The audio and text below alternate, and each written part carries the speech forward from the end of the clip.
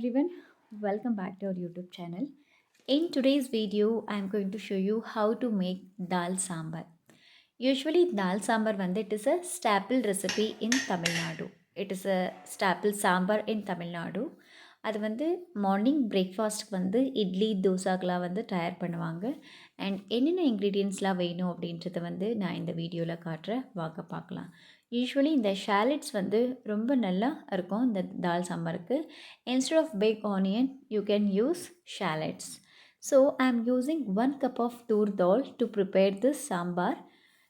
So அந்த தூர் தாலை ஒரு 2 to 3 டைம்ஸ் நீங்கள் வாஷ் பண்ணிக்கோங்க நல்லா. பிகாஸ் அதில் ஏதாவது டஸ்ட் இருந்ததுன்னா அது ரிமூவ் ஆகிடும் அதனால். அண்ட் நெக்ஸ்ட்டு இந்த வாஷ் பண்ண தூர்தாலோட சில வெஜ்ஜீஸ் நம்ம ஆட் பண்ணிக்கலாம். ஆனால் என்னென்ன வெஜ்ஜீஸ் நான் ஆட் பண்ணுறேன் அப்படின்றது பின்னாடி வீடியோவில் காட்டுறேன்.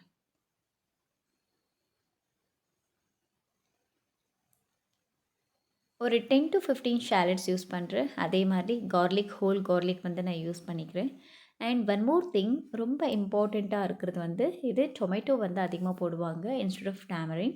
பிகாஸ் டொமேட்டோ போட்டு நிறைய டொமேட்டோ போட்டு குக் பண்ணும்போது இந்த சாம்பார் ரொம்ப நல்லாயிருக்கும். காரத்துக்காக ஒரு 5 to 6 க்ரீன் சில்லிஸ் நான் யூஸ் பண்ணுறேன். எனிவே சாம்பார் பவுடர்லேயே அந்த ஸ்பைசினஸ் இருக்கும். But to enhance the spiciness more I am adding 4 to 5 green chillies. Enough water ஊற்றினதுக்கப்புறம் நெக்ஸ்ட்டு கொஞ்சமாக டர்மரிக் பவுடர் இதில் சேர்த்துக்கலாம். அண்ட் லிட்டை க்ளோஸ் பண்ணி மினிமம் 4 to 5 விசில்ஸ் நம்ம விட்டு எடுக்கலாம்.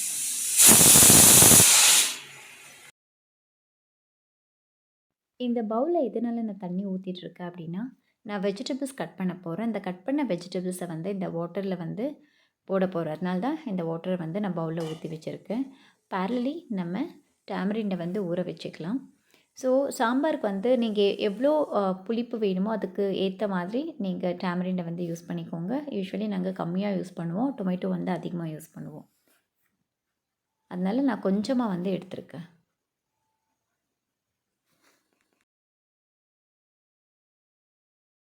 இப்போ நம்ம வெஜிடபிள்ஸை கட் பண்ணிக்கலாம். நான் 2 ரேடிஷ் எடுத்திருக்கேன். அண்ட் ஒரு கேரட் எடுத்திருக்கேன். கேரட் கம்மியாக யூஸ் பண்ணிக்கோங்க. பிகாஸ் கேரட்டில் இந்த ஸ்வீட்னஸ் இருக்கிறதுனால அதிகம் சேர்த்தோம் அப்படின்னா சாம்பார் கூட ரொம்ப ஸ்வீட்டாக இருக்கும். அதனால் ஜஸ்ட் 1 கேரட் இஸ் எனஃப். பிரிஞ்சால் ஒரு 2 பிரிஞ்சால் எடுத்திருக்கேன்.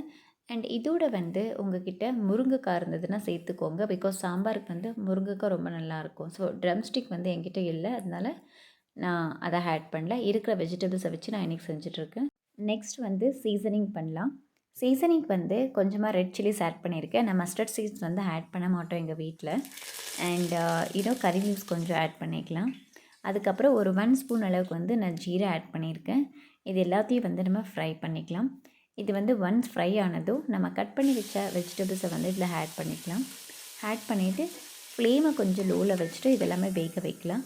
இந்த வெஜிடபிள்ஸ் அந்த தால் வாட்டர் சேர்த்ததுக்கப்புறம் சரியாக வேகாது. அதனால் தாலை இதை மேஷ் பண்ணி போடுறதுக்கு முன்னாடி ஃபஸ்ட்டு நம்ம வெஜிடபிள்ஸை நல்லா வேக வச்சுக்கலாம். அங்கே வெஜிடபிள்ஸ் வேகிறதுக்குள்ளே நம்ம இந்த பாயிலான தாலை நல்லா மேஷ் பண்ணி எடுத்துக்கலாம்.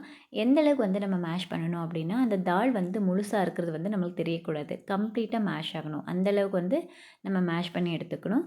அண்ட் ஒன் மோர் திங், நான் ஏன் லேட்டாக இந்த பிரிஞ்சால் ஆட் பண்ணுறேன் அப்படின்னா, பிரிஞ்சால் சீக்கிரம் வெந்துடும். ஸோ ஃபஸ்ட்டே நம்ம ஆட் பண்ணணும்னு அவசியம் கிடையாது.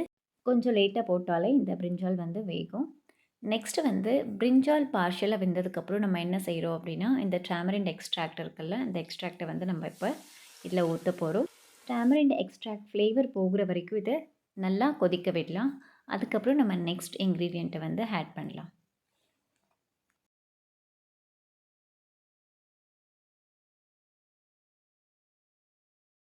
இப்போ 2.5 ஸ்பூன் சாம்பார் பவுடர் யூஸ் பண்ணிக்கலாம். This is not homemade sambar powder. இது எம்டிஆர் சாம்பார் பவுடர் நான் இங்கே யூஸ் பண்ணிகிட்ருக்கேன்.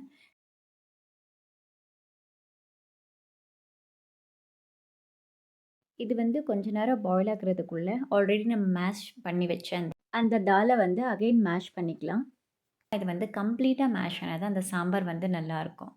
ஸோ இப்போ இந்த மேஷான தாலை நான் இந்த சீசனிங்கோட ஆட் பண்ணிக்கிறேன். ஆட் பண்ணி நல்லா மிக்ஸ் பண்ணிக்கோங்க.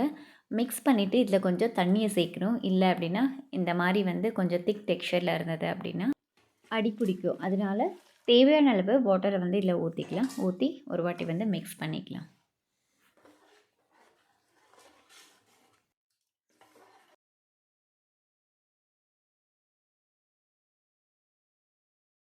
கொஞ்சமாக பெருங்காயம் ஆட் பண்ணிக்கோங்க.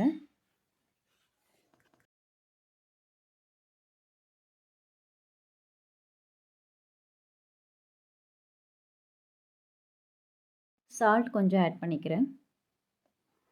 அதே மாதிரி கொஞ்சம் கொரியண்டர் லீவ்ஸும் நான் ஆட் பண்ணிக்கிறேன். இதை வந்து பிளேட்டை க்ளோஸ் பண்ணி கொஞ்ச நேரம் வந்து பாயில் பண்ண விடலாம்.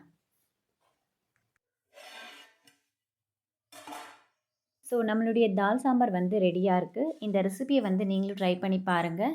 இந்த ரெசிபி வந்து எதுக்கு சூட்டபுளாக இருக்கும் அப்படின்னா, இந்த தமிழ்நாட்டில் எஸ்பெஷலி இட்லிக்கு வந்து பண்ணுவாங்க. பட் நான் இது ஃபர்ஸ்ட் டைம் வந்து நான் ப்ரிப்பேர் பண்ணுறேன். நாங்கள் செய்கிற தால் சாம்பார் வந்து கொஞ்சம் டிஃப்ரெண்ட்டாக இருக்கும்.